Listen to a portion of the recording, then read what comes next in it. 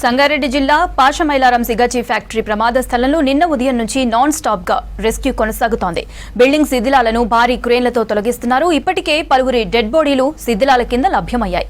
ఈ ఘటనలో మృతుల సంఖ్య పెరుగుతోంది, కానీ అధికారికంగా మాత్రం ప్రకటించడం లేదు. అదలా ఉంటే ఈ ప్రమాదంతో స్థానికులు భయాందోళన చెందుతున్నారు. ఇదే అంశంపై మరిన్ని వివరాలు శ్రీధర్ అందిస్తారు.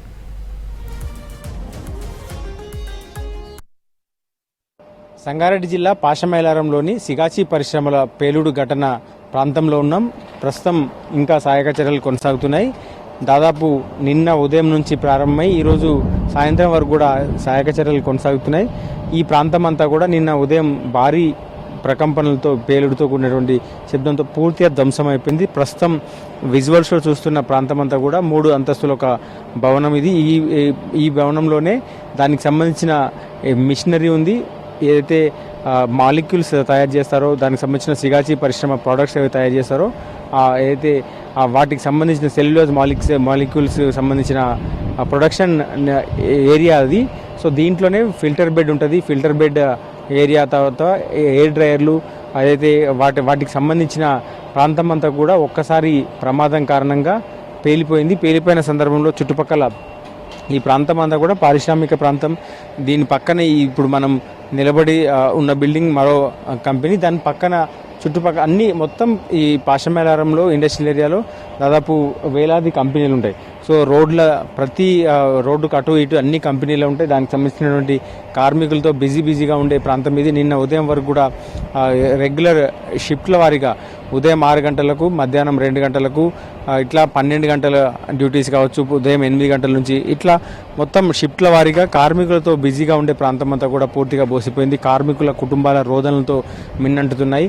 వారి కుటుంబ సభ్యుల ఆచూకీ కోసం ఇప్పటికీ కార్మికులు ఈ ఫ్యాక్టరీ చుట్టూ వారు ఈ శకలాలు వెలికి తీసిన సందర్భంలో తమ ఏదైతే కార్మికుల కుటుంబ సభ్యులు తమ వారి కోసం ఎదురు చూస్తున్నారు. ఇంకా ఏదైతే శకలాలు వెలికి తీసిన సందర్భంలో అంబులెన్సులు ఇక్కడ 10ల సంఖ్యలో అంబులెన్స్ ఉన్నాయి. మృతదేహాలు దొరికిన వెంటనే అంబులెన్స్లో తరలిస్తున్నారు. మృతదేహాలు గుర్తుపట్టలేని దశలో ఉంటున్నాయి. నిన్న మధ్యాహ్నం 12 గంటల కల్లా దాదాపు 12 మంది మృతి చెందినట్టు ప్రకటించారు. నిన్న వివేక్ వెంకటస్వామి కార్మిక శాఖ మంత్రి ఇక్కడ సంఘటనా స్థలాన్ని పరిశీలించిన అనంతరం ఇది అయితే రియాక్టర్ పేలుడు కాదు, అయితే డ్రైయర్ వద్ద జరిగిన ప్రమాదం వల్ల పేలుడు జరిగిందని కూడా ఆయన వివరించారు. ఈరోజు అధికారులు కూడా ప్రాథమిక అంచనా ప్రకారం రియాక్టర్ వద్ద కాకుండా రియాక్టర్లు పేలలేదని, రియాక్టర్ పేలితే ఇంకా భారీ విస్ఫోటనం ఉండేదని చెప్తున్నారు. ఈ ఏదైతే డ్రైయర్ల వద్ద ఎయిర్ ఫిల్టర్లను క్లీన్ చేయకపోవడం, వాటిలో డస్ట్ చేరకపోవడంతో ఎయిర్ ఫిల్టర్లు ఏవైతే డ్రైయర్లను కూల్ చేస్తాయో, డ్రైయర్ల వద్ద రియాక్టర్లను కూల్ చేస్తాయో అవి కూల్ అది ఏదైతే ఉష్ణోగ్రతలు తగ్గించే మెకానిజం అంతా కూడా ఫెయిల్ కావడంతో వాటిని క్లీన్ చేయకపోవడం, వాటిని సరైన దిశలో చూడకపోవడం వల్లనే వాటిని టెక్నీషియన్స్ అంటే ఏదైతే స్కిల్డ్ లేబర్స్ పనిచేయకపోవడం వల్ల ఇట్లాంటి ప్రమాదం జరిగిందని చెప్తున్నారు. అయితే ఎన్డీఆర్ఎఫ్ సిబ్బంది నిన్న 10-11 గంటల ప్రాంతంలో ఇక్కడికి చేరుకోవడం మొదలుపెట్టారు. పలు విభాగాలు హైడ్రా కావచ్చు, ఎన్డీఆర్ఎఫ్ కావచ్చు, సింగరేణి రెస్క్యూ టీమ్స్ కావచ్చు, ఇవన్నీ కూడా ఇక్కడ శ్రమిస్తున్నాయి. 24 గంటలు దాటిపోయింది. నిన్న 10 నుంచి ఇప్పటివరకు ఈరోజు సాయంత్రం వరకు అంటే దాదాపు 1.5 రోజు కావస్తుంది. ఇంకా శిథిలాల తొలగింపు కొనసాగుతుంది. శిథిలాల కింద ఇంకా మృతదేహాలు ఉండే అవకాశం ఉంది. ఇప్పటికీ అధికారిక లెక్కల ప్రకారం 40 వరకు మృతుల సంఖ్య చేరింది. మృతదేహాలను అయితే పటాన్చెరు ఏరియా ఆసుపత్రికి తరలించారు. అక్కడ కూడా బంధువుల రోదనలు మిన్నంటాయి. కార్మిక లోకం మొత్తం ఈ ప్రాంత కార్మిక లోకం అంతా కూడా తీవ్ర దిగ్భ్రాంతి, తీవ్ర భయాందోళనకు గురవుతున్నారు. పరిశ్రమల్లో పనిచేయడం దాదాపు పూర్తిగా భయంకరమైన పరిస్థితుల్లో ఇక్కడ పనిచేస్తున్నామని చెప్తున్నారు. సో ఇండస్ట్రీస్ చూడొచ్చు, అన్ని ఫైర్ సేఫ్టీ కావచ్చు, ఇతర సేఫ్టీ మెజర్మెంట్స్ లేకుండానే ఇవన్నీ ఇక్కడ నిర్వహిస్తున్నారని చెప్పి కార్మిక నాయకులు అంటున్నారు.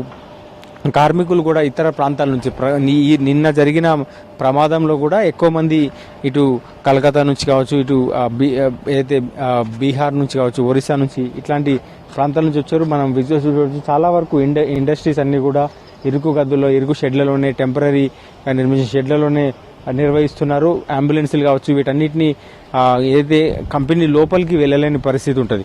సో ఇక్కడ రియాక్టర్ల వద్ద కావచ్చు, ఈ టెంపరేచర్స్ వద్ద ఫార్మా మాలిక్యూల్స్ని ఏవైతే ఫార్మాకి సంబంధించినటువంటి వాటిని మండించే క్రమంలో కావచ్చు, వాటిని హై టెంపరేచర్స్ పెరిగే క్రమంలో కానీ వాటిని కూల్ చేసేందుకు ఉండే మెకానిజం కానీ అవన్నీ కూడా పనిచేస్తున్నాయా లేదా, వాటిని క్లీన్ చేస్తున్నారా లేదా అని చూసుకునే అయితే టెక్నీషియన్స్ కావచ్చు వారందరూ లేకుండానే పనులు కొనసాగిస్తున్నారు.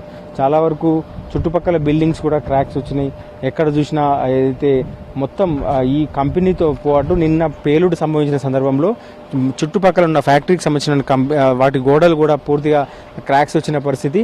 చుట్టుపక్కల కంపెనీల పైకి ఏదైతే రేకుల షెడ్యూల్ వేస్తున్నారో సిగాచి పరిశ్రమలో ఆ రేకులన్నీ ఎగిరి చుట్టుపక్కల కంపెనీలపైన కావచ్చు చెట్లపైన పడ్డ పరిస్థితి నిన్నంతా ఉంది. నిన్నంతా భయంకరమైనటువంటి ఏదైతే కార్మికులు ఆహాకారాలతో పరుగులు తీసిన దృశ్యాలు ఇక్కడ మెదులుతున్నాయంటూ కూడా ఈ తోటి కార్మికులు కావచ్చు చుట్టుపక్కల కంపెనీల కార్మికులు చెప్తున్నారు. చాలామంది సగం పూర్తిగా చర్మం అంతా కాలిపోయి చర్మం ఊడిపోతున్న దశలో బయటకు పరుగులు తీశారని వారిని స్థానిక చుట్టుపక్కల ఉన్న కంపెనీల ప్రతినిధులు కావచ్చు వారి డ్రైవర్లు కావచ్చు వెంటనే వారికి అందుబాటులో ఉన్న వాహనాల్లో స్థానిక ఆసుపత్రికి తరలిస్తూ చికిత్స అందించే ప్రయత్నం చేస్తున్నారు. నిన్న కావచ్చు ఈరోజు మంత్రులు ఈ సంఘటనా స్థలాన్ని పరిశీలిస్తున్నారు. క్షతగాత్రులకు మెరుగైన వైద్యం అందించే ప్రయత్నం చేస్తున్నారు. ఇంకా కొంతమంది ఆచూకీ తెలియాల్సింది. ఇప్పటికీ బంధువులు తమ వారి కోసం శిథిలాలు తొలగించే సంఘటనా స్థలం వద్ద తమ వారి కోసం ఎదురు చూస్తూ రోదనలతో ఈ ప్రాంతం అంతా కూడా ఏదైతే విషాద ఛాయలు అలుముకున్నాయి. కెమెరామెన్ రాజుతో శ్రీధర్, విస్క్ న్యూస్, పాషమైలారం నుండి.